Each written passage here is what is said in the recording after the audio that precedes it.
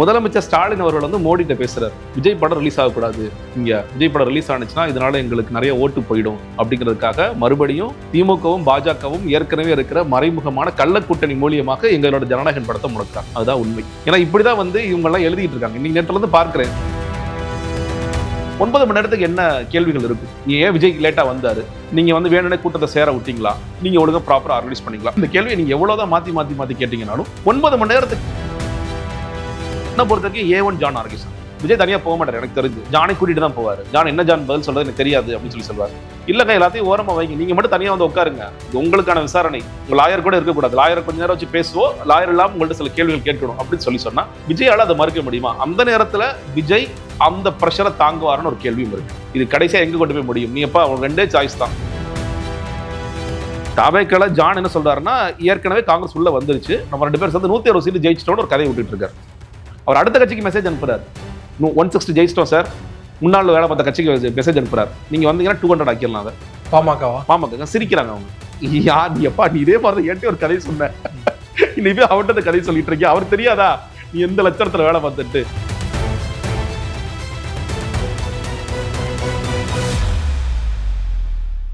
அரசியல் களம் நேயர்களுக்கு வணக்கம். இன்றைக்கு நம்ம நேயர்களுக்காக அரசியல் விமர்சகர் ஜெகதீஸ்வரன் அவர்கள் நம்மோடு இருந்திருக்கிறார். அவரோடு பேசலாம். சார் வணக்கம். வணக்கம். விஜய் அவருடைய கடைசி திரைப்படம் ஜனநாயகன், அந்த படத்துக்கு வந்து சென்சார்ல பாஜக பிரச்சனை கொடுக்குது, அந்த படத்தை ரிலீஸ் பண்ண விடாம முடக்குறாங்க அப்படிங்கிற மாதிரியா தொடர்ச்சியா பேசிட்டு இருக்காங்க. நீங்க வந்து விஜயை வந்து பாஜகவோட பி டீம் சொன்னீங்க, இப்போ பாத்தீங்களா பாஜகவே வந்து விஜயை எதிர்க்கிறாங்க, படத்தை முடக்குறாங்க அப்படின்னு. உண்மையிலே என்ன சார் நடக்குது?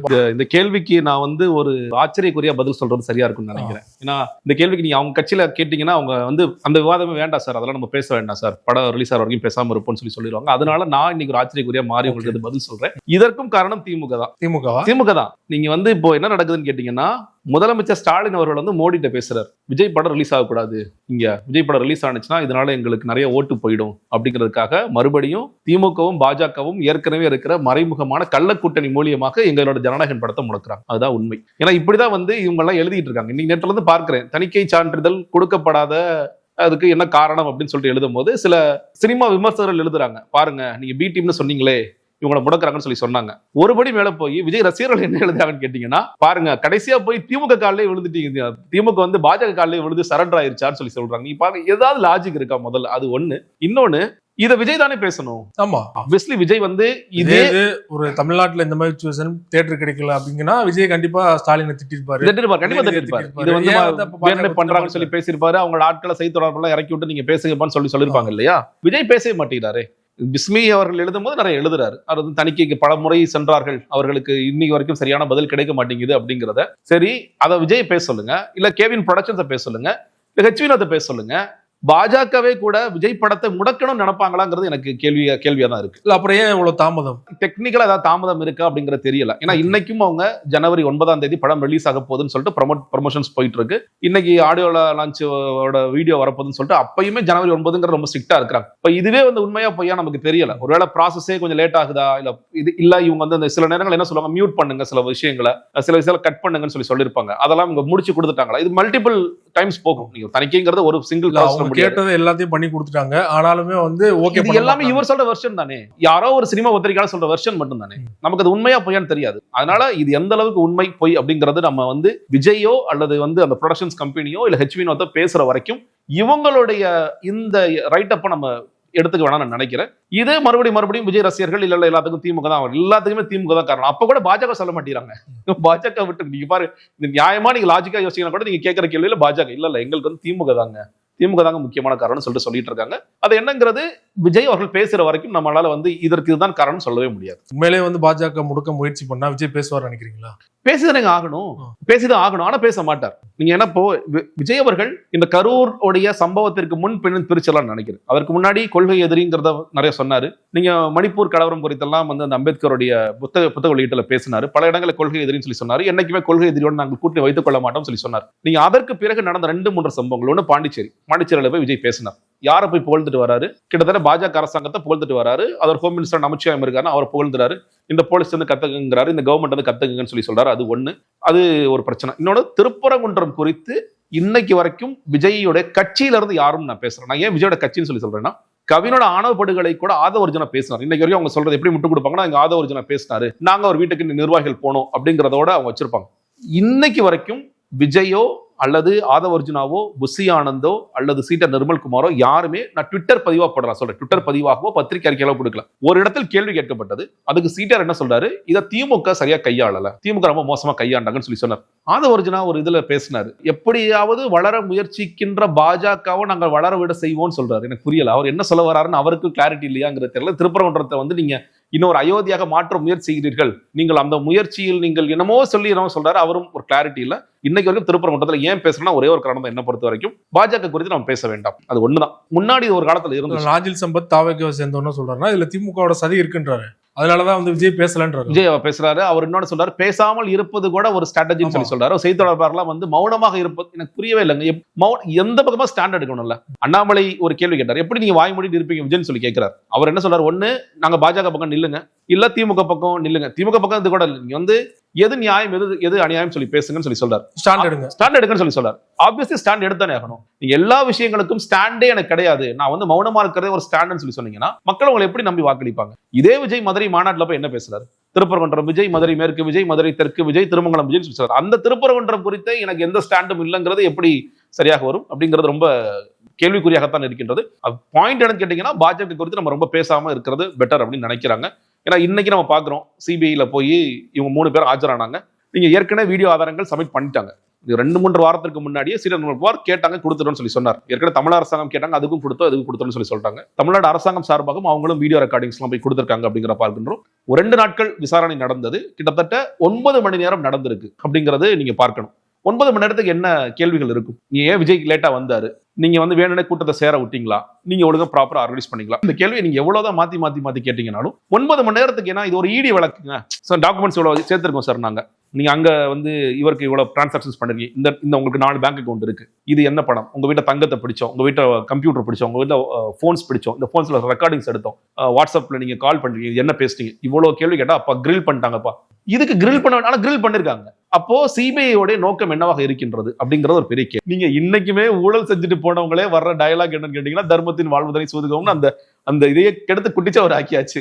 அப்போ ஆதவர்ஜுனாவோ இல்ல சீட்டர் நிர்மல்குமாரோ இல்ல புஷி ஆனந்தோ, இன்னொரு சொல்றேன், சில செய்திகள் வருகிறது, அந்த செய்திகள் உண்மையா இல்லையா அப்படின்னு சொல்லி இவர் கேட்கறாங்க. ஒருத்தர் மாறி போட்டு கொடுத்துட்டாங்க அப்படிங்கிறாங்க. அதுல சில உண்மைத்தன்மை இருக்கும். நான் ஏற்கனவே நானே சொல்லியிருக்கேன், விசாரணை அதிகாரி அருண்ராஜ் அவர்களுடைய பேட்ச்மேட் அப்படிலாம் வேற செய்தி, அந்த செய்திகள் நமக்கு எவ்வளவு உண்மைங்கிறது தெரியாது. ஆனா ஒரு செய்தி என்னன்னு கேட்டீங்கன்னா, இவர் வந்து புஷி ஆனந்த் அவர்கள் ஆதவிட்ட நான் சில விஷயங்களை பகிர்ந்துகிட்டேன், அவர் தான் விட்டார் அப்படிங்கிறதும் சீட்டர் நிர்மல்குமார் அதே மாதிரி நான் ஆதவர்ஜுனாவை ட்ரை பண்ணேன், அவர் சார் ரெஸ்பாண்ட் பண்ணல இந்த ஸ்டாம்பீடுக்கு முன்னாடி சொல்லி சொல்றாங்க. அது கிட்டத்தட்ட உண்மை. நானே இதை சொல்லியிருக்கேன். கரூர் காவல்துறையிலிருந்து புஷி ஆனந்திடம் கான்டாக்ட் பண்ணாங்க, சார் கேன்சல் பண்ணிருக்கேன், கட்டுக்கடங்காத கூட்டம் இருக்கு, இப்பயே கேஷுவாலிட்டிஸ் ஆகிற மாதிரி. நான் சொல்றது கிட்டத்தட்ட ஒரு 5-6 மணிக்கு சொல்றேன். காவல்துறை தரப்புல இருந்து எஸ்பில இருந்து டிஎஸ்பில இருந்து பேசுறாங்க. அப்ப பேசும்போது புஷி ஆனந்தும் அதை கொண்டு போய் ஆதவர்ஜுனாட்டையும் கரூர் காவல்துறை புஷி ஆனந்தில் சொல்றாங்க, சார் இப்பயே ரொம்ப நிலைமை கட்டுக்கடங்காத மோசமா இருக்கு, ஒன்னு சீக்கிரம் வாங்க, இல்ல கேன்சல் பண்ணிட்டு போயிடுங்க சார். இதுக்கு முன்னாடி கேன்சல் பண்ணிருக்காங்க. பெரம்பலூர்ல கூட்டம் அதிகமா இருக்கு, ரொம்ப லேட் ஆயிடுச்சு சார், இனிமேல் வந்தா சரியா இருக்காது, போங்கன்னா போயிட்டாங்க, அரியலூர் முடிச்சுட்டு போயிட்டாங்க. ஸோ அந்த மாதிரி கேட்டு பாக்குறாங்க. இந்த போய் அவரு நேரடியாக ஜான் ஆரோக்கியசாமிட்டையும் ஆதவர்ஜுனாட்டையும் இவர் தெரிவிக்கிறார், எங்க கேன்சல் பண்ண சொல்றாங்க, என்னங்க பண்ணலாம், ரொம்ப கூட்டமா இருக்கு, மோசமா இருக்கு, என்ன பண்ணலாம்னு சொல்லி கேட்கிறார். ஜானும் ஆதவும் சொன்ன பதில், இந்த கூட்டத்தை நம்ம மறுபடியும் சேர்க்க முடியாது, என்ன நடந்தாலும் பரவாயில்ல. அதுக்கு அர்த்தம் வந்து நான் ஏதோ ஒரு நோக்கத்தோட அவங்க சத்தாலும் பரவாயில்லங்கிறதுக்கு அர்த்தம் கிடையாது. என்ன நடந்தாலும் பரவாயில்ல சார், பாத்துக்கலாம் அப்படிங்கிற ஒரு இடத்துல நடக்கும்னு எச்சரிச்சிருக்காங்க. காவல்துறை எச்சரிச்சிருக்காங்க. புஷி ஆனந்தும் ரொம்ப மோசமா இருக்கீங்க, என்னங்க பண்ணலாம், கேன்சல் பண்ணிக்கலாம்னு கேட்டிருக்காரு. இது நடந்தது உண்மை. இந்த கூட்டத்தை கூட்ட முடியாதுன்னு சொல்லிட்டு இந்த கூட்டம் ஏறட்டும்னு சொல்லி பிளான் பண்ணி பண்ணது ஜானும் ஆதவர்ஜுனா தான். லேட்டா வர்றது காரணம், கூட்டம் ஏறட்டும், நல்ல கூட்டம் வரட்டும். ஏன்னா ஒரே ஒரு காரணம், ஏன் கூட்டம் ஏறணும், எல்லா இடத்துலையும் கூட்டம் வருது. முப்பெரும் விழாவோட நம்ம பெரிய விழாவை நம்ம நடத்தி இருக்கோம். நீங்க முப்பெரும் விழான்னு சொல்லும் பொழுது இவ்வளவு கூட்டம் தான் வந்துச்சு, எங்க தலைவர் கரூருக்கு வந்தாலே எவ்வளவு கூட்டம் வருதுன்னு பாருங்க அப்படிங்கிறத அவங்களை எஸ்டாப்ளிஷ் பண்ணணும். ஏன்னா முதல் பிளான் கரூர் கிடையாது. இந்த நிர்வாகிகளே பேசும்போது என்ன சொல்றாங்க, கரூர்ல முப்பெரும் விழா நடந்த உடனே எங்களுக்கு போன்ஸ் வருது, எல்லா நிர்வாகிகளுக்கும் போன் வருது, கரூர்ல பண்ணிடலாம், ஏன் சார் மாத்திரம் சில காரணங்கள் மாத்திரம், ஓகேங்க நீங்க போய் பர்மிஷன் கேளுங்க. இப்பதான் கோர்ட்ல என்ன சொல்றாங்க, உங்களுக்கு 27 என்னைக்கு பர்மிஷன் கிடைச்சது, 26 சார் போலீஸ் கொடுத்தாங்க, சரி ஓகே, என்னைக்கு நீ பர்மிஷன் கேட்ட, 25 அப்ப கடைசி நிமிஷத்துல பர்மிஷன் கேட்டதும் இதை விஜயும் அந்த இடத்துல பேசினார். இப்போ என்னப்பா முப்பெரும் விழாவோ 30 பேர் விழாவோ ஏதோ ஒரு கொண்டாடினாங்களேப்பா, விஜய் அதை பேசினாரா? அப்ப முழு நோக்கமும் திமுகவோட பெரிய விழா நடத்துறோம் அப்படிங்கிற இன்டென்ஷன் மட்டும்தான் இவங்களுக்கு அதிகமா இருந்த காரணத்தினால்தான் இந்த சம்பவம் நடந்துச்சு. அப்ப புஷி ஆனந்த் கேட்டா கண்டிப்பா சொல்லியிருப்பார். சீட்டர் நிர்மல் புஷி ஆனந்த் வந்து ஆல் அவுட் ஜான்டே சொன்னதை வந்து விஜய்கிட்ட சொல்லிட்டாங்களா? விஜய் சொல்லி அது எனக்கு தெரியாது. ஓகே, அது எனக்கு தெரியாது. ஏன்னா நான் பேசின வரைக்கும் இது விஜய்கிட்ட போய் கம்யூனிகேட் பண்ணாங்களா பண்ணலையா, விஜய் ரீச் ஏன்னா எல்லாரும் ஒரே வண்டியில தான் இருக்காங்க, அதுல பெரிய குழப்பம் இல்லை, எல்லாம் ஒரே வண்டியில தான் இருக்காங்க. அப்போ விஜய்க்கு எவ்வளவு தூரம் இது தெரியுங்கிறது தெரியல. இந்த கேள்விகள் எல்லாம் விஜய்கிட்டும் கேட்கப்படலாம். நீங்க ஒண்ணு, இன்னைக்கு இந்த வழக்கு ஆரம்பிக்கும் பொழுது சிபிஐ விசாரணை கரூர்ல நடந்துச்சு. இப்ப சிபிஐ வந்து சென்னைக்கு வாங்கப்பான்னு சொல்லி சென்னையில கூப்பிட்டு பேசலாம். டெல்லிக்கு வா அப்படிங்கிறதுக்கு ஒரே ஒரு காரணம் என்னன்னு கேட்டீங்கன்னா, பக்காமாஸ் கட்சியோட தலைவர் சிபிஐ ஆபீஸ்க்கு சென்னையில வராருன்னா இங்க ஒரு கூட்டம் கூடும். தலைவர் பார்க்க நாங்க வர்றோம், நாங்க வந்து சிபிஐ எப்படி அவர் பாருங்க, சிபிஐ இன்னைக்கு ஓட விட போறாருங்க தலைவர்னு நீங்க ஸ்டேட்டஸ் எல்லாம் போடுவான். நீ டெல்லிக்கு வா, அங்க பக்காமாச காமின்னு சொல்லிட்டு அவங்க கூப்பிடுறாங்க. இந்த 2 நாட்களின் விசாரணையின் அடிப்படையில் விஜய் அழைக்கப்படுவார். முழுக்க முழுக்க அவர்கிட்ட விசாரணை தான் பண்ண போறாங்களா? விஜயோட வார்த்தையிலே சொல்றேன். நீங்க அஜித்குமாருக்காக, நீங்க அந்த காவல்துறையால் கொல்லப்பட்ட அஜித்குமாருக்காக ஒரு போராட்டம் செய்யும்போது, என்ன ஸ்டாலின் சார் நீங்க வந்து சிபிஐ இந்த வழக்கை கொண்டு போறீங்க, உங்களுக்கும் ஒன்றிய அரசுக்கும் என்ன மறைமுக கூட்டணியா? இப்ப நான் சொன்னேன் இல்லையா, ஜனநாயகனுக்கே மறைமுக கூட்டணி தான் காரணம்னு எழுதுற ஆட்கள் இருக்கிற போது, அப்ப விஜயை அழைத்த பிறகு இது கூட்டணி பேச்சுவார்த்தைக்கும் போகுமா போகாதான்னு கேட்டீங்கன்னா அதற்கான முயற்சிகளும் இருக்கும் தான் நான் பார்க்கிறேன். கண்டிப்பா ட்ரை பண்ணுவாங்க. ஏன்னா இப்பயும் வந்து தலைமை நீதிபதி தலைமையில் நடக்குது, சீக்கிரம் அதெல்லாம் பண்ண முடியாது அப்படின்றாங்க. அதெல்லாம் ஏங்க நீங்க பாஜக என்னென்ன பண்ணுது ரொம்ப சிம்பிளா கேட்குறீங்க. ஏங்க டெல்லியில இந்த விசாரணை வைக்கணும்? சென்னையில வச்சிருக்கலாம்ல, சென்னையில வச்சு சிம்பிளா முடிச்சிருக்கலாம். ஏன் டெல்லியில வச்சாதான் அமித்ஷாவில் டிராவல் பண்ணி வர முடியுமா? சென்னைக்கு வரமாட்டார் அவர். அப்போ அதுதான் முக்கியமான காரணம். பாஜகவை சேர்ந்தவர்கள் இன்னொன்னு, நீங்க விசாரணை நேரத்துல நீங்க வந்து நம்ம சினிமால காமிக்கிற மாதிரி ரஜினிகாந்த் அந்த இந்த படத்துல காலால கூட்டிட்டு வர மாதிரி அப்படிலாம் நடக்காது. நீங்க விசாரணை போன பிறகு இங்க மற்ற பேச்சுவார்த்தைகள் அரசியல்வாதிகள் மூலியமா நடக்காது, இல்ல சில புரோக்கர்ஸ் மூலியமா நடக்காது, என்ன நிச்சயம். இன்னொன்னு, இப்ப விஜய் தனியா போக மாட்டாரு எனக்கு தெரிஞ்சு, ஜானை கூட்டிட்டு தான் போவாரு. ஜான் என்ன ஜான் பதில் சொல்றது எனக்கு தெரியாது அப்படின்னு சொல்லி சொல்வார். இல்லங்க எல்லாத்தையும் ஓரமா வைங்க, நீங்க மட்டும் தனியா வந்து உட்காருங்க, இது உங்களுக்கான விசாரணை, உங்க லாயர் கூட இருக்கக்கூடாது, லாயரை கொஞ்ச நேரம் வச்சு பேசுவோம், லாயர் இல்லாம உங்கள்ட்ட சில கேள்விகள் கேட்கணும் அப்படின்னு சொல்லி சொன்னா விஜயால அதை மறுக்க முடியுமா? அந்த நேரத்துல விஜய் அந்த பிரஷரை தாங்குவாருன்னு ஒரு கேள்வியும் இருக்கு. இது கடைசியா எங்க கொண்டு போய் முடியும்? நீ எப்ப அவங்க 2 சாய்ஸ் தான். ஒண்ணு, இந்த வழக்கு தீவிரப்படுத்தப்படும், இல்ல நீங்க கூட்டணிக்குள்ள வரணும். இது பேர பல பேரை நாங்க அந்த வாஷிங் மிஷின்ல போட்டு அலசி எடுத்திருக்கோம், ஒன்னையும் போட்டு அலசி எடுக்கிறோம், நீ தப்பிக்கிறதுக்கு ஒரு வாய்ப்பு இருக்கு அப்படின்னு கேட்டா விஜய்க்கு நான் மறுபடியும் சொல்றேன், விஜய்க்கு விருப்பமே இல்லாம இருக்கலாம். விஜய் நான் சொல்லும்போது ஜானுக்கு என்னைக்குமே பாஜக போகக்கூடாதுன்னு விருப்பம் இருக்கு. அவருக்கோட அல்டிமேட் எய்ம் வந்து இந்த இந்தியா கூட்டணியில திமுகவை ரீப்ளேஸ் பண்ணி அந்த இடத்துல விஜய் கொண்டு வரணும், தாவேக்கு கொண்டு வரணுங்கிறதா அல்டிமேட் எய்ம். 29க்கு பண்ணணும்னு சொல்லி பிளான் பண்றாரு. அப்ப அப்படிப்பட்ட ஜானுக்கு வந்து இயல்பாக அவர் கிறிஸ்டியனா இருக்காரு, அவர் வந்து இயல்பாகவே வேண்டாம் அப்படின்னு சொல்லி நினைக்கின்ற அந்த ஜான் இதுல அதை எந்த அளவுக்கு ரெசிஸ்ட் பண்ண முடியும், விஜயோ ஜானோ ரெசிஸ்ட் பண்ண முடியுங்கிறது ஒரு $1 மில்லியன் கொஸ்டின். அதுல இருந்து எப்படி வெளியே வர்றாங்கிறது நம்ம பொறுத்து தான் பார்க்கணும். அந்த ரெக்கார்ட்ல பாத்தீங்கன்னா ஜான் வந்து எங்கேயுமே அவரோட பேர் அடிப்படவில்லை, இன்வால்வ் ஆகல. ஆனா மூளை கண்டிப்பா வரும். நீங்க முப்பெரும் விழாவுக்கு எதிர்த்து பண்ணணுங்கிறது ஜானுடைய திட்டம். ஜான் ஆதவும் சேர்ந்து பண்ணிருக்கலாம், 2 பேர் சேர்ந்து கூட பண்ணிருக்கலாம். ஆனா இது முழுக்க கரூர்ல இந்த பிளானை மாத்தி நீங்க மதியழகன்ட்ட போய் அந்த பர்மிஷன் வாங்கன்னு சொன்னது ஜானோட திட்டம். விஜயோட திட்டம் கூட கிடையாது, விஜயோட திட்டம் கூட கிடையாது. இது ஜானோட திட்டம் முழுக்க. சார் அவங்களை எதிர்த்து நம்ம ஒண்ணு பண்றோம் சார். ஜான் இந்த என்கொயரிக்குள்ள வர வாய்ப்பு இருக்கு நினைக்கிறீங்களா? கண்டிப்பா வரணுங்க. நான் பல பேட்டிகள் இந்த கரூர் ஸ்டாம்பில் முடிஞ்சாலும் சொல்றேன், என்ன பொறுத்தவரைக்கும் A1 ஜான் ஆரோக்கியசாமி, என்ன பொறுத்த ஜான் எங்க திட்டம் போட்டு இதை மாத்துங்க, கூட்டம் ஏறட்டும், விஜய் வந்து உள்ள வரட்டும். நம்ம லேட்டா போனதுக்கு வேணா, லேட்டா வந்ததுக்கு விஜய் காரணமாக இருக்கலாம். ஆனா இந்த இடத்துல ஸ்லோ பண்ணி வெஹிக்கிளை ஸ்டாப் பண்ணி மெல்ல வாங்கன்னு சொன்னது எல்லாவற்றிலும் ஜான் இருக்கார். நீங்க இன்னொன்னு, நான் முதல்ல சொன்னேன் இல்லையா, காவல்துறை இந்த இன்ஸ்ட்ரக்ஷன் கொடுத்தாங்கன்ட்டு, அந்த இன்ஸ்ட்ரக்ஷன் கொடுத்ததுனால இது விஜய்க்கும் ஓரளவுக்கு தெரிஞ்சிருக்கும். ஏன் சொல்றேன்னா, விஜய் வெளியே வந்து முதல்ல சொன்னது காவல்துறைக்கு மிகப்பெரிய நன்றி. அதற்கு பிறகு எல்லாம் ஸ்டேட்மெண்ட்லாம் மாத்திட்டாங்க, இல்ல காவல்துறை ஹெல்ப் பண்ணலன்னு சொல்லி சொன்னாங்க. ஆனா அதை ஜான் கடைசி நிமிஷத்துல ஸ்கிரிப்ட்ல ஆட் பண்றாரு. சார் போலீஸ்க்கு நன்றி சொல்லுங்க சார். ஏன் ஜான்? இல்ல சார் சொல்லிருங்க சார், ஏன்னா காவல்துறை வரவேணான்னு சொல்லி தடுக்கும் பொழுது நம்ம உள்ள வரோம், அப்போ அந்த காவல்துறைக்கு அட்லீஸ்ட் நன்றி சொல்லுவோம் அப்படிங்கிற இடத்துல போறாரு. ஸோ இது வந்து காவல்துறைக்கு நன்றி சொல்ல வச்சது, அந்த இடத்துல முப்பெரும் விழா குறித்து பேச வச்சது, கூட்டத்தை பெருசா ஆக்குனது, எல்லாவற்றிற்கும் மூளையாக செயல்படுற ஜான் ஆரோக்கியசாமி தான். சிபிஐ வந்து முதல்ல கூப்பிட்டு விசாரித்து சொல்ல போனா, காவல்துறை இங்க வழக்கு தொடுத்தாங்களே A1 A2 A3 போட்டாங்க. என்ன பொறுத்த A1 John Arokiasamy, A2 Vijay போட்டு அதுக்கப்புறம் புஷி ஆனந்த், நிர்மல்குமார். இதை உண்மையிலே சொல்லணும்னா மதியழகன் பாவம் தான் நான் சொல்லுவேன். மதியழகன் செய்த ஒரே ஒரு பாவம், நீங்க மாவட்ட செயலர் இருக்கிறது மட்டும்தான். இங்க அவருக்கு என்ன அதிகாரம் கொடுத்தாங்க? இது வரைக்கும் எந்த ஒரு மாவட்ட செயலருக்கு அதிகாரம் கொடுத்திருக்காங்களா? நீங்க மதியழகன் சிறைக்கு போயிட்டு வந்த பிறகுதான் நீங்க அந்த பொதுக்குழு கூட்டத்துல அந்த முதல் தீர்மானம் வாசிக்கும் போது விஜய் கட்டி பிடிக்கிறார். இதற்கு பிறகு அங்கீகாரம் கூட கிடைக்குது. அதற்கு பிறகு இன்னைக்கு வரைக்கும் எந்த ஒரு மாவட்ட செயலருக்கும் அங்கீகாரம் கொடுத்ததில்லை. நீங்க ஈரோட்டில் நடந்த போது கூட செங்கோட்டையில் இருந்த காரணத்தினால அந்த மாவட்ட செயலர் பாலாஜியை மேல ஏத்துறாரு. நீ வாப்ப நம்ம 2 பேர் சேர்ந்து செங்கோல் கொடுக்கலாம்ப்பா, என் கூட நீ சுத்திட்டு இருந்த அந்த பையன் சொல்லிட்டு அவரும் செய்யறார்.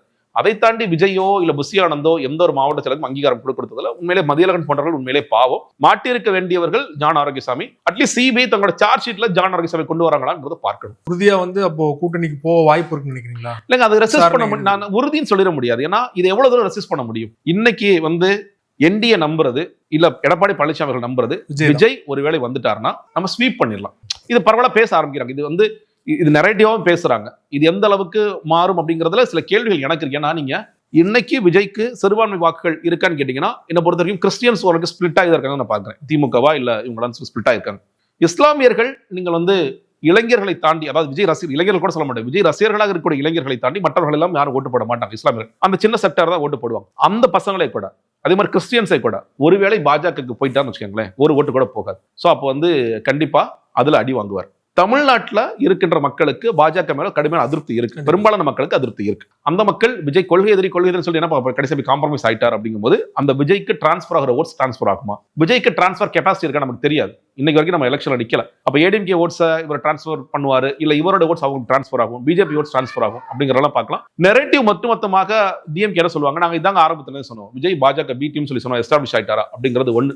தேர்தலுக்கு பிறகு ஒருவேளை ஜெயிக்கிறாங்கன்னு வச்சுக்கோங்க, அவங்களோட இதுல இருந்து பேசுவோம். என்டிஏ ஜெயிச்சிட்டாங்க, விஜய் என்ன ஆவார்? விஜயோட பொலிட்டிக்கல் கேரியர் என்னவாகும்? டெப்டி சிஎம் ஆயிடுவார் இல்லையா? கண்டிப்பா பாஜக அதெல்லாம் எனக்கு தெரிஞ்சு கொடுக்க மாட்டாங்க. இன்னொரு சொல்றேன், பாஜக இந்த கூட்டணிக்குள்ள கொண்டு வந்தாலும் எடப்பாடி பழனிசாமி 30க்குள்ள குறைக்கணும், முடக்கணும்னு பாக்குறாரு. 25 தான், 23, 25 தான் முடக்கணும். நம்மளை விட ஒரு சீட்டு விஜய் கம்மியா தான் கொடுக்கணுங்கிறத அவங்க பேசுறாங்க. ரொம்ப முன்னாடி குருமூர்த்தி அவர்கள் பேசும்பொழுது விஜய்க்கு அதிகமான சீட்ஸ் கொடுங்க, நீங்க கம்மியா நில்லுங்கன்னு சொல்லி சொன்னார். ஏன்னா நீங்க எங்க நின்னாலும் தோப்பீங்க, திமுக உங்களை காலி பண்ணிடுவாங்க. அப்ப விஜய்க்கு அதிகமான சீட்ஸ் கொடுங்கன்னு சொல்லி சொன்னார். இன்னைக்கு பிளான் மாத்துறாங்க. அவங்க என்ன சொல்றாங்கன்னா நம்ம அதிகமான சீட்ஸ் நிக்கணும். ஏன்னா ஒருவேளை என்டிஏ ஆட்சிக்கு வந்துச்சுன்னா கூட்டணி ஆட்சியாகத்தான் இருக்குங்கிறவங்க அவங்க ரொம்ப ஸ்ட்ராங்கா இருக்காங்க. இல்ல அமைச்சரவையில நம்ம பொறுப்பு வைக்கணும். அப்ப பாஜக அமைச்சர்கள் அதுல இருக்கணும். ஒரு பாமக அமைச்சர்கள் இருக்கணும். விஜய் வந்தானா விஜயோட அமைச்சர்கள் இருக்கணுங்கிறாங்க. அதனால விஜய்க்கு அதிகமான சீட்ஸ் கொடுக்க மாட்டாங்க. டெப்யூட்டி சிஎம் இருக்கலாம் வாய்ப்பு கிடையாது. விஜய் ஒருவேளை இந்த கூட்டணியில் நிக்கிறார் அப்படின்னா விஜய் வெல்வார். ஆனால் ஒரு அரசியல்வாதியாகவும் தமிழக வெற்றிக் கழகத்தின் தலைவராகவும் தமிழக வெற்றிக் கழகத்தின் எதிர்காலம் என்னவாகும்? நம்ம பாக்குற மக்கள் நீதி மையம் என்னாச்சு? ஒரு தேர்தல கடுமையா போட்டி பண்ணாங்க, ஒரு சின்ன பெர்சன்டேஜ்னாலும் பரவாயில்ல. கமல் ஒரு ஆல்டர்னேட்டிவ் நம்பி போட்டவங்க என்ன ஆனாங்க? விஜயகாந்த் ஒரு ஆல்டர்னேட்டிவ் நம்பி போனாங்க. விஜயகாந்த் கட்சி இன்னைக்கு என்ன நிலைமையில இருக்கு? மக்கள் நீதி மையம் என்ன நிலைமையில இருக்கு? அதே நிலைமை தான் தாவேக்காவுக்கும் நடக்கும். இன்னொன்று, விஜய் சினிமா கேரியர்லையும் அடி வாங்குவார், சங்கி நடிகரா மாறுவார். அப்ப அது அவருடைய சினிமா கேரியருக்கு யூஸ்ஃபுல்லா இருக்குமா? நீங்க முதல்ல சொல்லும் போது ஜனநாயக கடைசி படமான ஜனநாயக கடைசி படம்லாம் கிடையாது, நான் அடிச்சு சொல்றேன். ஒரு நடிகை கூட சொல்லும் போது எழுதி வச்சுக்கோங்க நவம்பர், அதுல அவங்க சொல்றதுல நான் மாறுபடுறேன், ஜூன் மாசமே வந்துடுவார் தலைவர். ஒரு நாள் விஜய் அவர்கள் வந்து அவர் வாயில சொல்லல கடைசி படம் அப்படின்னு விமர்சனமா இருந்தது. ஆமா, ஆடியோ லான்ச்ல அதை சொல்லிட்டாரு இல்லையா? இல்லைங்க, சொல்லல, அவரே சொன்னாங்க. எல்லாமே ஒரு அறிக்கை தானுங்க. இப்போ இன்னொரு அறிக்கை ஒண்ணு வரணும்.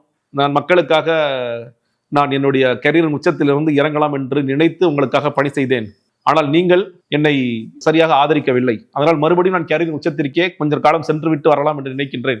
அதுக்கும் முட்டு கொடுத்து பேசுறதுக்கு ஆட்கள் இருக்க போறாங்க. நீங்க தான் மக்கள் தான் கை விட்டீங்கல்ல, எங்களுக்கு 6% தானே கொடுத்தீங்க, 7% தானே கொடுத்தீங்கன்னு பேசுறதுக்கு ஆட்கள் இருக்கிறாங்க. அப்ப அதை வச்சு இன்னொன்னு விஜய் அவர்களுக்கு நான் முதலே சொல்றேன், இது ஒரு ஸ்ட்ராட்டஜி. ஜானே வந்து என்னன்னா, சார் நம்மள்ட்ட என்ன பாயிண்ட் இருக்கு, நம்ம உங்களை வித்தியாசப்படுத்தி காமிக்கணும். நீங்க வந்து ஓகே, உங்களுக்கு ஒரு சர்க்கிள் இருக்காங்க, ஏன்னா நடுநிலை வாக்கு. இப்போ என்னை போன்றவங்க வந்து நான் விஜய் ரசிகர்லாம் என்னைக்குமே கிடையாது, நான் திரைப்பட ரசிகர் தான். என்னை போன்றவர்கள் எதை நோக்கி போறோம்னா, நம்ம ஒரு காலத்துல கேரியரை விட்டுட்டு வந்தோம், நம்ம மக்களுக்காக வேலை பார்த்தோம். அதே மாதிரி விஜய் வேலை பார்க்க போறாரு என்ன சொன்னது அதுதான். விஜய் கடுமையா வேலை செய்ய போறாங்க, அந்த நம்பி தான் போறோம். இன்னைக்கு ஒரு யூஎஸ்பியா, இன்னைக்கு ஏன் கேரியர் உச்சம்னு செங்கோட்டையன் வரைக்கும் சொல்றாருன்னு கேட்டீங்கன்னா, அந்த மட்டும்தான் அவங்கள்ட்ட இருக்கு. இல்ல விஜய் இதை சாதிச்சிட்டாரு, விவசாயிகளுக்காக பெரிய போராட்டத்தை முன்னெடுத்துட்டாரு, காவிரி சிக்கலை தீர்த்து வச்சிட்டாரு, முல்லை பெரியார் சிக்கலை தீர்த்து வச்சிட்டாரு, கனிமவள கொள்ளையை ஸ்டாப் பண்ணிட்டாரு, ஊழலுக்காக பெரிய போராட்டத்தை அறிவிச்சிருக்காரு. இது எதுவுமே சொல்ல முடியாது. உங்கள்ட்ட இருக்கிற ஒரே பாயிண்ட் உங்களோட யூஎஸ்பி வந்து அது ஒண்ணுதான். அப்ப அதை தான் அவங்க சொல்லிட்டே இருப்பாங்க. இல்லைங்க உண்மை சொல்ல முடியாது. ஜான் அன்னைக்கு முதலாக அந்த லெட்டர் எழுதும் போதே, சார் இப்படி எழுதுனாதான் நீங்க செல் பண்ண முடியும் உங்களை அப்படிங்கறத பிளான் பண்ணி பண்றாங்க. விஜய் சினிமா கேரியரை விட்டுட்டு என்னைக்கும் வரமாட்டார். இன்னொன்று நீங்க சொல்றீங்கல்ல, இப்போ எனக்கு நான் மாமன்னன் உதயநிதி ஸ்டாலின் நடிச்சாருங்க, அந்த ஆடியோ லான்ச்சுக்கு போயிருந்தேன். அதுல பேசினவங்க நிறைய பேர் கூட நீங்க போகாதீங்க சார், அட்லீஸ்ட் ஒரு படம் நடிங்க. உதயநிதி பெரிய நடிகர்லாம் கிடையாது, அவர் வந்து கேரியர் உச்சத்துக்குலாம் போகாத ஒரு சாதாரண நடிகர் தான். அவருக்கு பேசிய இயக்குனர்கள், நடிகைகள், நடிகர்கள் கூட நான் விஜய்க்காக யாருக்கு எத்தனை பேர் பேசுறாங்கன்னு யோசிச்சு பாருங்க. ஐயோ தலைவா, போகா தலைவா, கேரியர் உச்சத்துல இருக்க தலைவா, நீ தான் தலைவா, இங்க சூப்பர் ஸ்டார், யாராவது பேசினாங்களா? அவருக்கு பெட்டான 3 டேரக்டர்ஸை கூப்பிட்டு வச்சு பேசினாரு. ஓகே, நீங்க சில எல்லாராலையும் மலேசியா கூட போக முடியாது, எல்லாருக்கும் ஓசில டிக்கெட் கொடுக்க மாட்டாங்கன்னு கூட பார்த்தா கூட ட்விட்டர்ல இருக்கின்ற அவங்களோட நடித்த சக நடிகர்கள், இயக்குனர்கள், தயாரிப்பாளர் எங்க கதறி இருக்கணுமா இல்லையா? ஏங்க 69 படம் பத்தி நம்ம சிலாகிச்சு பேசியிருக்கணும். எத்தனை பேர் பேசிட்டாங்க? இல்ல எத்தனை பேர் பேச தயாரா இருந்தாங்க? ஏன்னா எல்லோருக்குமே தெரியும் விஜய் செய்யறது ஒரு ஸ்ட்ராட்டஜி. விஜய் நிச்சயமாக அடுத்தடுத்த படங்களில் நடிப்பார். நான் சில கேள்விப்படுற போது வேள்பாரி கூட ஒரு மனசுல இருக்குன்னு சொல்றாங்க. சங்கருக்கும் ஒரு எலிவேஷன் தேவைப்படுது. விஜய் விட்டுட்டு வராருன்னா அதுக்கு ஏத்த மாதிரி ஒரு படமாக இருக்கணும். அப்போ வேள்பாரி கமர்ஷியல் படமா கமர்ஷியல் படமா வித்தியாசமான படமா இருக்கணும். அப்போ வேள்பாரி கூட அவருக்கான இதா இருக்கலாம். பட் அவர் நிச்சயமாக படத்தெல்லாம் விட்டுட்டுலாம் வரப்போறது கிடையாது. தொடர்ச்சியாக நடிப்பார். ஆனா இந்த நேரத்துல இதை சொன்னாதான் இதை செல் பண்ண முடியும். நீங்க ரஜினிகாந்த் அவர்கள் டிசம்பர் 3ஆம் தேதி கூட ஞாபகம் இருக்கு, எல்லாத்தையும் மாத்துவோம் இப்ப இல்லைன்னா எப்ப அப்படின்னாரு. சொன்னாரா? டிசம்பர் 29 என்ன நடந்துச்சு? என்னை மன்னித்து விடுங்கள். அடுத்து எங்க போனாரு? படத்துல நடிக்க போனாரு. என்னை மன்னித்து விடுங்கள் சொல்லிட்டு ஒரு சினிமா வேலிடா ஒரு உடல்நிலை காரணம் காட்டி சொன்னார். அந்த காரணத்தை நீங்க அவர் சொன்னா கூட டிசம்பர் 6ஆம் தேதி 7ஆம் தேதி ஒருத்தர் ட்வீட் எழுதுறாரு, இந்த கடைசி காட்சி வந்து மருத்துவமனை காட்சி ஒருத்தர் எழுதினாரு. எப்படி தெரியும் அவருக்கு? அவர் இந்த ரொம்ப சிம்பிளா நீங்க யோசிச்சு பாருங்களேன். ஏப்ரல் எலெக்ஷன்ஸ் வரப்போகுது, டிசம்பருக்கு கட்சியே துவக்கல. விஜயாவது கட்சி ஆரம்பிச்சார் 2 வருஷத்துக்கு முன்னாடி. அவர் கட்சியே துவக்கல, ஒரே ஒரு அறிக்கை. அப்ப நம்பணும், ஓகே மேல ரஜினி வரப்போறாருப்பா. ரஜினிக்கு ஓட் பேங்க் என்ன பேசினாங்க? 50+1 51%. எல்லாத்தையும் மாத்துவோம், பாசிட்டிவ் சோசியல் ஜஸ்டிஸ், இதெல்லாம் கேட்டோமா இல்லையா? அப்ப அதே மாதிரி விஜய்க்கும் ஒரு அறிக்கை தானே. நான் கேரள உச்சத்தில் விட்டுட்டு தான் வந்தேன், உங்களுக்காக நான் கஷ்டப்பட்டேன், கரூருக்கு போனேன், நாமக்கலுக்கு போனேன், எல்லா இடத்துலையும் போய் உங்களுக்காக நான் என்னைக்குமே நின்னேன், உங்க வீட்டுக்கே வந்து நின்னேன்னு கதையெல்லாம். இப்ப எங்கேயுமே போகாத விஜய் என்ன சொல்றாரு? உங்களுக்காக நிப்பேன்னு கதை சொல்றாருல்ல. அதே மாதிரி ஒரு கதையை சொல்லிட்டு ரிலீவ் ஆகிறதுலாம் பெரிய கஷ்டம்லாம் நினைக்கிறேன். அதெல்லாம் அந்த காட்சிகள் எல்லாத்தையுமே நம்ம பார்க்க தான் போறோம். காங்கிரஸ்லயும் பாத்தீங்கன்னா உட்கட்சி பூசல் வந்து உச்சகட்டத்தை எட்டி இருக்கு. பல எம்பிக்கள் வந்து திமுக கூட்டணியே வேணாம் அப்படின்னு சொல்றாங்க. குறிப்பா அதுமே கடந்த ஒரு வாரமா அதுதான் டிபேட்டா போயிட்டு இருக்குது. இந்த சூழல் நேற்று கூட பாத்தீங்கன்னா திமுகவோட அடிமையா இருக்குது காங்கிரஸ், அந்த கட்சியில இருந்து நான் வெளியேறேன்னு சொல்லிட்டு தாவேக்கால ஒருத்தர் இணைஞ்சாரு, செயற்குழு உறுப்பினர் நினைக்கிறேன். ஸோ தொடர்ச்சியா இந்த மாதிரி இன்னைக்கு கூட கிறிஸ் ஜோடங்கர் இப்போ பேசிக்கிட்டு இருக்காங்க. ஆனா உறுதியா ஒரு தரப்பினர் நம்புறாங்க இல்லையா, காங்கிரஸ் வந்து தாவேக்காவோட போயிடும் அப்படின்னு சொல்லிட்டு. இல்ல அந்த தரப்பினர் யாருன்னு கேட்டீங்கன்னா, நான் மயிலாடுதுறையில் சீட்டு கேட்டேன் எனக்கு கொடுக்கல, கும்பகோணத்தில் சீட்டு கேட்டேன் எனக்கு கொடுக்கல, நான் அந்த ஊர்ல சீட்டு கேட்டேன் எனக்கு கொடுக்கல. உண்மையிலேயே காங்கிரஸ் பாசம் எனக்கு இருக்கு, மக்களுக்கான சேவை செஞ்சே தீரணும், அது எதுவுமே கிடையாது. திருச்சி வெளிச்சாமி ஏன் பேசுறாரு? இன்னைக்கா பேசுறாரு? ரொம்ப வருஷமா அவர் பேசிட்டே தான் இருக்காரு, திமுக காலி பண்ணணும், திமுக காலி பண்ணணும். ஆனா திமுக இல்லாம உங்க பருப்பு வேகாதுங்கிறது அவருக்கு தெரியும். இது தொடர்ச்சியா அது நடந்துகிட்டே தான் இருக்கு. எல்லாருமே அந்த மாதிரி ரொம்ப சில நபர்கள் தான். சரி, இப்படி வச்சுக்கலாமே, ஓகே. ஒருவேளை காங்கிரஸ் வந்து போறாங்கன்னு வச்சுக்கோங்களேன் தாவேக்காக்கு, இன்னைக்கு உருவாக்கி இருக்கின்ற இந்த 20 எம்எல்ஏக்களை போய் அங்க உருவாக்க முடியுமா? காங்கிரஸ் ஓட் பேங்க் என்னங்க? நீங்க திமுக காங்கிரஸும் சேரும் பொழுது நீங்க வந்து 1+1 3 ஆகுது. இது தாவேக்கோட போய் சேரும் பொழுது அந்த கன்வர்ஷன் இருக்குமா அப்படிங்கிறது பெரிய ஒரு கேள்வி.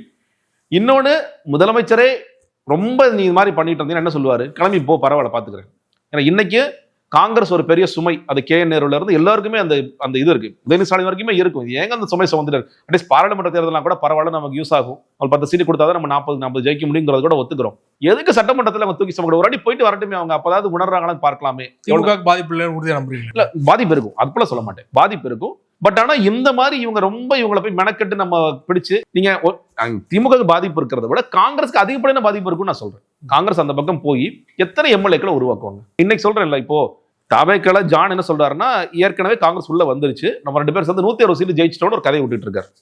அவர் அடுத்த கட்சிக்கு மெசேஜ் அனுப்புறாரு, 160 ஜெயிச்சிட்டோம் சார், முன்னாள் வேலை பார்த்த கட்சிக்கு மெசேஜ் அனுப்புறாரு, நீங்க வந்தீங்கன்னா 200 ஆக்கிடலாம். அதை பாமக சிரிக்கிறாங்க. அவங்க யார் நீ எப்பா, நீ இதே மாதிரி ஏன்ட்டு ஒரு கதை சொன்ன, இனிமே அவர்கிட்ட கதை சொல்லிட்டு இருக்கியா, அவர் தெரியாதா நீ எந்த லட்சணத்துல வேலை பார்த்துட்டு?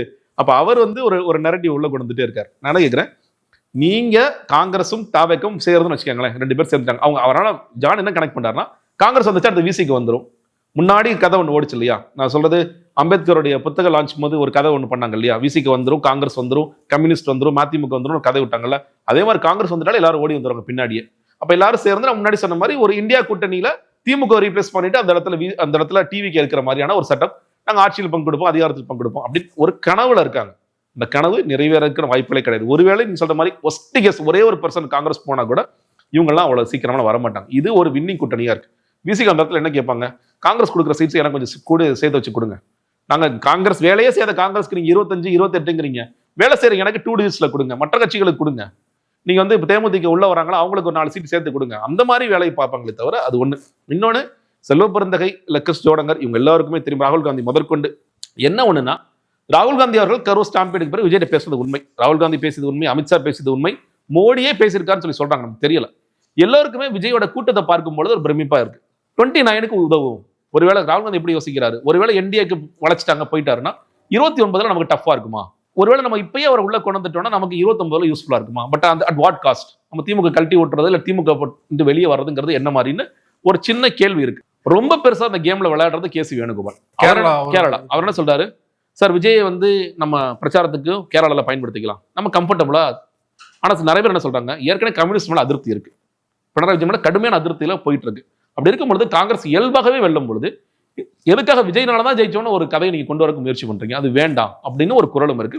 கேசி வேணுகோபால் பெருசா ஒரு வேலை பார்க்கிறார். அவர் வந்து எப்படியாவது கேரளால ஜெயிக்கணும், பாண்டிச்சேரியில கூட நம்ம அவரை பயன்படுத்திக்கலாம் அப்படிங்கிற ஒரு இடத்துக்கு போறாரு. பட் இது ராகுல் காந்தியோ இல்ல மற்றவர்களோ இது முழு உடன்பாடோட இது செய்வாங்க, இல்ல இங்க இருக்கிற காங்கிரஸ் யூனிட்ல இருக்கின்ற வெல்லக்கூடிய சட்டமன்ற உறுப்பினர்கள் கண்டிப்பா செய்ய மாட்டாங்க. ரொம்ப கேஸ்ல போனாங்கன்னா எனக்கு காங்கிரஸே உடையும். செல்வப்பிறந்தகை ஏற்கனவே திமுக தான் செயல்பட்டு இருக்காரு. அவருக்கு வந்து காங்கிரஸ் திமுக ஒரு கட்சி ஆரம்பிச்சு உள்ள போறதுக்குலாம் பெரிய இதெல்லாம் கிடையாது. அப்படியே ஸ்பிளிட் ஆகி அங்க பக்கம் தான் இருக்காங்க. ராகுல் காந்தி நாங்க ஏற்கலாம்னு சொல்லிட்டு கூட வருவோம். இன்னொன்னு, ராகுல் காந்திக்கு ஒருவேளை இந்த மாதிரி ஆசை இருக்குன்னா கூட ராகுல் காந்தியை ஏற்கக்கூடிய எத்தனை தலைவர்கள் முதல்ல காங்கிரஸ்ல இருக்காங்க? பிரதமர் வேட்பாளராக ஸ்டாலின் சொன்னார், போன தேர்தலே சொல்லிட்டார். இன்னைக்கு வரைக்கும் இங்க இருக்கின்ற சிதம்பரம் அவர்களோ, அங்க இருக்க சசி தரூரோ, அங்க இருக்க கேசி வேணுகோபாலோ இல்ல கார்கேவோ, எத்தனை பேரு இந்தியா கூட்டணி ஜெயிச்சா காங்கிரஸ் சும்மா ஒரு கான்ட்ரோவர்சியா கூட பேசிருக்கலாம் இல்லையா? கான்ட்ரோவர்சியா கூட பேசலங்க அவங்க. அப்ப ராகுல் காந்தியோட மதிப்பு என்னவாக இருக்கின்றது? 29ல ஒருவேளை மறுபடியும் இந்தியா கூட்டணி வந்து ஜெயிக்கலாம், இல்ல இதை காங்கிரஸ் ஜெயிக்கலாம்னு வச்சுக்கோங்களேன். இன்னைக்கு 100 சீட் இருக்கு, அது குறைஞ்சதுன்னா ராகுல் காந்தியே வீட்டுக்கு அமைச்சாங்க, போதும் உங்க குடும்பம், நாங்க புதுசா அணி ஆரம்பிச்சோம். அதுக்கான பேச்சுக்கள் போயிட்டு இருக்கு. நீங்க வந்து சீனியர்ஸா இருக்கிறவங்களாம் ராகுல் காந்தி வேண்டாங்க, அந்த குடும்பமே வேண்டாம், பிரியங்கா காந்தி வேண்டாம் அப்படிங்கிறதெல்லாம் போயிட்டு இருக்கு. அப்படி இருக்கும் பொழுது இவ்வளவு பெரிய ரிஸ்க். ஏன்னா ஒரே ஒரு இடத்துல மரியாதையா இருக்கிற கட்சினா காங்கிரஸ் இருக்குன்னா அது தமிழ்நாடு மட்டும்தான். எங்கேயாவது மரியாதை இருக்கா? பீகார்ல காலி, அடுத்து யூபியில என்ன ஆக போகுதுன்னு தெரியல, அடுத்து மத்திய பிரதேஷ் காலி, மகாராஷ்டிரா காலி, எல்லா இடத்துலையும் காலி ஆயிட்டு இருக்கு. இன்னைக்கு பாராளுமன்றத்துல இவங்களோட சேர்ந்து குரல் கொடுப்பதற்கு ஒரு 20 MP இருக்காங்கன்னா அது திமுக மட்டும் தான் இருக்காங்க, வேற எந்த இடத்துலயும் ஆட்கள் கூட இல்லை. அப்ப அவ்வளவு பெரிய ரிஸ்க் காங்கிரஸ் எடுப்பாங்கன்னா எனக்கு தெரிஞ்சு எடுக்க மாட்டாங்க. அதை உறுதிப்படுத்துற மாதிரி தான் இந்த தமிழக பொறுப்பாளரும் செல்வப்பிறந்தும் இன்னைக்கு பேசிருக்காங்க நான் பார்க்கிறேன். ஜேசிடி பிரபாகர் ஓபிஎஸ் ஆதரவாளர் இருந்தவர் சமீபத்துல பாத்தீங்கன்னா தாவேக்கால இணைஞ்சிருக்காரு. அவருடைய மகன் வந்து முன்னாடி இணைஞ்சிட்டாரு. ஆமா ஆமா. சோ அவரை தொடர்ந்து வந்து ஓபிஎஸ் அவர்களுமே போக வாய்ப்பு இருக்கு அப்படிங்கிற மாதிரி தகவல் வந்துட்டு இருக்கு. இல்லங்க, ஓபிஎஸ் ஒருவேளை கூட்டணியாக போக போறாருன்னா ஜேசிடி பிரபாகரன் வெயிட் பண்ணிருப்பாரு. நான் அப்படிதான் நான் பாக்குறேன். ஜேசிடி பிரபாகரன் ஒன்னா சேர்ந்தானே போக போறோம். ஏன்னா இப்ப ஒரு கூட்டணியா போறாங்கன்னு வச்சுக்கோங்களேன், ஓபிஎஸ் எத்தனை 10 சீட்டு கேட்கறான்னு வச்சுக்கோங்க, அந்த 10 சீட்டை ஜேசிடி பிரபாகரனுக்கு ஒரு சீட் கன்ஃபார்ம். நீங்க சார் வில்லிவாக்கம் எனக்கு வேணும், ஓகே எடுத்துக்கங்க, எங்களுக்கு ஒன்றும் பிரச்சனை இல்லை. என் பையனுக்கு தேனியில் எனக்கு வேணும், எனக்கு ஒரு போடியில் ஒரு சீட் வேணும். அப்புறம் குளத்தூர்ல ஒருத்தர் இருக்காரு, கிருஷ்ணமூர்த்தி அந்த மாதிரி இருக்காரு, அந்த வைத்திலிங்கம் இருக்காரு, அவர் இருக்காரு, இவர் இருக்காரு, அந்த ரத்ன சுப்ரமணியர் பேசிட்டு இருக்காரு, இவங்களுக்குலாம் சீட்டு கொடுத்துங்க அப்படிங்கிறது நடக்க போகுது. அப்போ அவங்களுடைய ஆசை என்பது அறிவாளன் கதை கூட தட்டுவோம் இல்ல. அப்படின்னா மனோஜ் பாண்டியன் சேரும் போதே வந்து சேர்ந்துருக்கலாம் இல்லையா ஓபிஎஸ் அவர்களுமே? அதான் சொல்றேன். எங்க திமுக சொன்னீங்களா, அவர் கட்சிக்குள்ள சேரணும்னு நினைக்கல, கூட்டணியா போகணும். கூட்டணியா போகும் பொழுது எது நமக்கு வெற்றியை கொடுக்கும்? தாவேக்கள போனா கூட்டணி வெற்றி பெறுமா? இல்லை, வெற்றி பெறாது. அறிவாலயத்துக்கு போனா ஏடிஎம்கே ஓட்ஸ் வராது. நான் தான் சொல்றேன், ஏடிஎம்கே எல்லாருமே வந்து துரோகின்னு சொல்லி முத்திர குத்துவாங்க. பட் ஆனா திமுக ஓட்ஸ் நமக்கு வருமா? அந்த ஓட்ஸ் வச்சு நம்ம ஜெயிக்க முடியுமா? நானும் என் பையனும் என்ன நம்பி இருக்கிற ஒரு 4 பேர் ஜெயிக்க முடியுமா? ஜெயிக்க முடியும். இது முன்னாடியே அந்த வாக்கிங் போன நேரத்திலேயே இதெல்லாம் பேசப்பட்டு சிஎம் வந்து ஃபர்ஸ்ட் அவர் நம்பல, அதனாலதான் 2 நாள் வாக்கிங் விட்டாங்க. அடுத்த நாள் ஈவினிங் அவர் பார்த்தார், முதல் நாள் ஈவினிங் பார்த்து 4 சீட்டு +1 ராஜ்யசபா முதற்கொண்டு பேசிட்டாங்க. ராஜ்யசபா வேணா சட்டமன்றமே கொடுத்தீங்கன்னா போதும், 4 இல்ல 5 கொடுத்தீங்கன்னா போதுங்கிற அளவுக்குலாம் வந்துட்டாரு. அப்ப அவங்களுக்கு வந்து அறிவாலயம் பக்கம் போனாலும் போகலாமே தவிர தாவேக்க பக்கம் போக வேண்டிய அவசியம் இல்லை அப்படிங்கிறதா. ஒரு கட்சியாக போகலாம், கட்சியோ இல்ல குழுவோ இல்ல கழகமோ ஏதோ ஒரு பேர் அவ்வளவு போலாம், போய் இணைவது வேண்டாம் அப்படிங்கறது முடிவு பண்ணிட்டாங்க. ஏன்னா அங்க போனா வெற்றி உறுதி அப்படின்னு வெற்றி உறுதி, இங்க போனா வெற்றி உறுதி, இங்க போனா வெற்றிக்கான சாத்தியங்கள் இல்லை. நம்ம வந்து விஜய் ஒரு ஸ்பாய்லரா இருப்பாரு, நம்மளோட சேர்ந்து ஒரு சூப்பர் ஸ்பாய்லரா மாறுவார். ஒரு டிடி வந்தாலும் இன்னும் கொஞ்சம் சூப்பர் ஸ்பாய்லரா மாறுவாரே தவிர பெரிய வெற்றி எல்லாம் இதற்கு உறுதி கிடையாது. நான் சொல்றேன், செங்கோட்டையனே ஜெயிக்க மாட்டாருங்க. செங்கோட்டையன் இன்னைக்கு வெற்றி பெறணும்னா எடப்பாடி பழனிசாமி தாண்டி வரணும், முதல்ல ஸ்டாலினை தாண்டி வரணும். எப்படி அது நடக்கும்? அவரே நினைக்கலாம், அவர் தனிப்பட்ட செல்வாக்குன்னு அவருக்கு இருக்கும் இல்லையா? அது போக வந்து இருக்கும், கண்டிப்பா இருக்கும். பட் ஆனா எடப்பாடி பழனிசாமிக்கு இன்னைக்கு அது ஒரு தனிப்பட்ட பகை மாதிரி இல்லையா? அவரை வந்து தோக்கடிக்கணும், நான் ஜெயிக்கணுங்கிற தாண்டி அவர் தோக்கடிக்கணும்னு ஒரு வேலை பார்க்க மாட்டாரா? திமுக வேலை செய்யாதா? நீங்க முன்னாடி போன சில தேர்தல்கள்ல திமுக கேண்டிடேட் வேலை போயிருப்பாங்க, இந்த வாட்டி வேலை போகாத ஒரு ஆட்கள் அவர் இறக்குறாருன்னு வச்சுக்கோங்களேன், அது ஓட் ஸ்பிளிட்டா எங்க போய் நிற்கும் அப்படிங்கிறது இருக்கு. அதனால இங்க போனா ஜெயிக்க மாட்டோங்கிறது ரொம்ப தெளிவா தெரியும். அப்போ நம்ம அறிவாலயம் போனா கூட போவோம், நம்ம கடைசி வரைக்கும் உரிமை மீட்பு பேசிட்டு இருப்போம். ஒரு ஸ்டேஜ்ல அறிவாலயம் பக்கம் போவோமே தவிர இந்த பக்கம் நிச்சயமாக அவங்க போக மாட்டாங்கன்னு நினைக்கிறேன். அதனால விஜய்யுடைய கட்சியில் கூட்டணியாக இன்னொரு சான்ஸ் வந்து பாமக 2 ஸ்பிளிட்டா இருக்கிறதுனால சீனியர் ராமதாஸ்க்கு வேற வழி இல்ல, அவரும் வந்து திமுக எதிர்பார்க்கிறோம் வச்சுக்கோங்களேன், திரும்ப முடியாதுன்னு சொல்லிட்டாருன்னா ஒரு சாய்ஸா கூட எடுப்பாருங்கிற சந்தேகம் தான். ஏன்னா மாற்று முன்னேற்ற மண்பானையில என்ன ஆச்சுங்கிறது எல்லாருக்கும் ஊருக்கே தெரியும். அப்படி இருக்கும்போது அந்த ஜான்ட்ட போய் நான் போய் நிக்கணுங்கிறதோ, அவர் ஜெயிச்சு கொடுத்துருவாரு, அவர் 120 கதை விடுவாருங்கிறது சீனியர் அமர்ஸ்க்கு தெரியும். இப்போ அவர் என்ன யோசிக்கிறாருங்கிறது ரொம்ப ஒஸ்கியஸ்ல ஏதாவது யோசிக்கிறாருங்கிறத நம்ம பார்க்கணும். டிடிவி எனக்கு தெரிஞ்சு என்டிஏல அக்காமடேட் பண்றது நிறைய முயற்சி பண்ணுவாங்க. அவரும் வந்து ஒரு வழியே இல்லை. அதாவது நான் சொல்ற ஜெயஸ்ரீ பிரபாகரன், நீங்க இன்னைக்கு போன நாஞ்சில் சம்பத், செங்கோட்டையன், இவர் எல்லாருக்கும் ஒரே ஒரு காமன் பாயிண்ட் தான், வேற போக்கிடம் இல்லை. செங்கோட்டையர்கள் திமுக முயற்சி பண்ணார், திமுக வேண்டாம்னு சொல்லி சொல்றாங்க. அதனாலதான் தாவேக்கு அவர் இல்லைன்னு சொல்லுவார், தாவேக்கு அதனாலதான் போறார். நாஞ்சில் சம்பத் அவருக்கு வந்து என்ன பிரச்சனை, எனக்கு 4 பிரச்சார கூட்டத்தை கூட கொடுக்க மாட்டேறாங்க, திமுக நான் பேசணும்னு முயற்சி பண்ண மாட்டேறாங்க, எனக்கு வேற போக்கிடம் இருக்கா, நான் எல்லா கட்சியும் போயிட்டு வந்துட்டேன், ஒரே ஒரு இடம் தாவேக்கா. ஏன்னா தாவேக்கா குறித்து திட்டிட்டு தான் இருக்காரு. அதை ஒரிஜினல் சரி வாங்கினே நான் இல்ல முன்னாடி வரைக்கும் சொல்லுவோம், போன வரைக்கும் திட்டிட்டு இப்பயே ஒரு அதிருப்தியில தான் இருக்காரு. வேற என்ன பண்றது, வேற வழியே இல்லாம அதான் சார், வேற வழியே இல்ல, வேற போக்கிடமே இல்ல, அவர் போறாரு. அடுத்தாக வந்த குரூப் எல்லாம் எங்க போயிட்டாங்க, ஓகே நான் ஏற்கனவே பாஜக இருந்துட்டேன், அதிமுக இருந்துட்டேன், அந்த கட்சிக்காக பேசிட்டேன், இந்த கட்சிக்காக பேசிட்டேன், உங்களுக்கு வேற போக்கிடம் இல்லையா, வாங்க உங்களுக்கு கதவு திறந்திருக்கும். இது முன்னாடியே பண்ணிருக்கலாம். சொல்லப்போனா ஜான் ஆரோக்கியசாமி இந்த நபர்கள் தான் ஸ்பெண்ட் ஃபோர்ஸ், அதாவது ரொம்ப குவாலிட்டியா வர நபர்களே ஸ்பெண்ட் ஃபோர்ஸ் சொல்லி சொன்னாரு. நான் சொல்றேன் இதுதான் உண்மையான ஸ்பெண்ட் ஃபோர்ஸ். இந்த ஸ்பெண்ட் ஃபோர்ஸை விஜய் எடுக்கிறதுக்கு எதுக்கு இவ்வளவு காலம் காத்துட்டு இருக்க அவசியம் என்ன, இது என்னைக்கும் சேர்த்திருக்கலாமே. அதனால வேற போக்கிடமே இல்லாதவர்களுக்கான கடைசி புகலிடமாக தாவேக்கு இருக்குமே தவிர நாம் ஜெயிக்கணும்னு நினைக்கிறோம் நிச்சயமா போக மாட்டாங்க. நாஞ்சில் சம்பத் வந்து அதிருப்தியில இருக்காரு சொன்னீங்க இல்லையா, அவர் வந்து ஈரோடு மீட்டிங் போல, ஆமா புதுச்சேரி மீட்டிங் போல, மலேசியால நடந்த ஆடியோ லான்ச்சுக்கு லயோலா மணி எல்லாம் கூட போனாரு, ஆனா நாஞ்சில் சம்பத் போல. உண்மையிலே என்ன பிரச்சனை? நாஞ்சில் சம்பத் அவர்களுடைய அனுபவத்தை எல்லாம் இவங்க பயன்படுத்த மாட்டாங்க. நான் செங்கோட்டையன் இன்னைக்கு புலம்பிட்டு இருக்காரு, நான் சொல்றேன் செங்கோட்டையன் அவர்களே சொல்றாரு, அவர்கிட்ட போய் என்ன சொல்றாங்க இவங்க, சார் நம்ம நல்லா ஜெயிச்சிருவோம்னு சொல்லி தலைவர்கிட்ட சொல்லுங்க. அவர் எப்படி சொல்லுவார், நீ சொல்ற கதையெல்லாம் அவர் கேட்டுட்டு போய் அவர் அனுபவம் அவருக்கு தெரியும், இன்னைக்கு கிரவுண்ட்ல என்ன நடக்குதுங்கிறது தெரியும், அவர் போய் சொல்லுவாரா? அவர் அதிருப்தியில் இருக்கார்.